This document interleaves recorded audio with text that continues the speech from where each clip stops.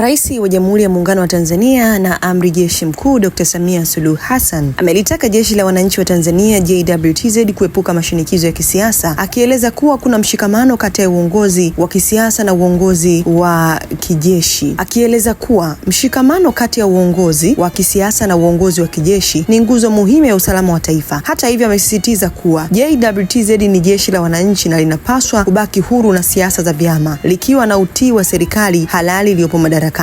Rais Samia aliyasema hayo akizungumza na wakuu wa kamandi, wakuu wa matawi na makamanda wa Jeshi la Wananchi wa Tanzania JWTZ kabla ya kufungua mkutano wa 9 wa mkuu wa majeshi ya ulinzi na makamanda uliofanyika katika shule ya kijeshi ya ulinzi wa anga SCUA mkoani Tanga tarehe 15 Disemba. Msikilize hapa akizungumza, alafu dondosha maoni yako. Hii ni VOTV. Wito wangu kwenu, msikubali jeshi letu kuchafuka.